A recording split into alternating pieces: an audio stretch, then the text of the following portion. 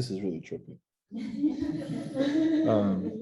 Go to your browser and let's search for Future Boy Steganography. So what we want to do is first you need a picture, and it has to be a picture that you would feel comfortable with people seeing. So it's okay if you use a picture you've taken, but realize that at least I am going to see this picture because you're going to send it to me eventually. If you don't want to use any of your personal photos, I understand. You can just go to Unsplash and you can download Creative Commons photos that don't have any copyright attached to them. So like if you want a picture of a giraffe, yes, that's what we want to do.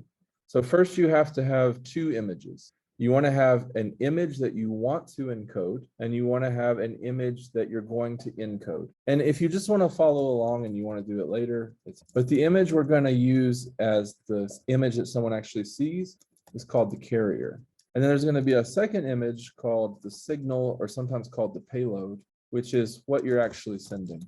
And what the computer will allow you to do, the computer will allow you to put the payload image inside the carrier image. So to us, to people who aren't aware of this, it just looks like anything. Right? So I'm going to download, let me see if I have any pictures here. So I'm going to choose a file to encrypt into.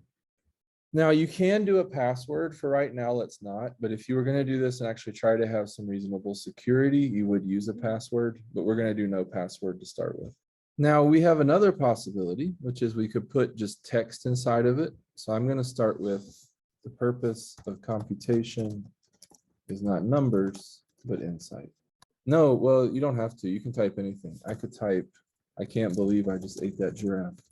What's going to happen is, what you're doing is you're hiding this message inside this picture, and it's going to create a new version of the picture that will be completely the same as the original version. But the new version will have a way that someone who knows what they're doing can get the message out of it. So let me put some silly message that's clearly not something I could have pre-planned. So you tell me a message. I want waffles. All right, I'm going to click submit. You can do whatever you want. That's the beautiful thing. So you do a photo and put text inside of it, and then you could do submit. Now what it did, if you notice down here, it just downloaded it for me.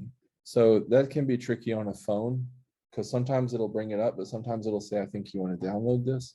But that's no problem on a computer. I just click on the file itself, and then what you see is, actually look at this file. Do you see anything about this file that tells you it says I want waffles? It looks like a totally normal picture of someone who's drawing cryptography, right? Well, now you go to decode an image. I'm going to, all right, so I already did this. Now I'm going to go back. I'm going to decode an image. I'm going to choose the file, and the one I want is going to have steg in it. So let me search for steg. And I hit open. I don't have a password, but if I did, I would type it here. And I'm just going to, if I thought what I knew it said, I could guess the payload. That might be important if it was a long message, but I click submit, and it knows that this message says, I want waffle. Now, this has nothing to do with the fact that both of these things happened on my computer.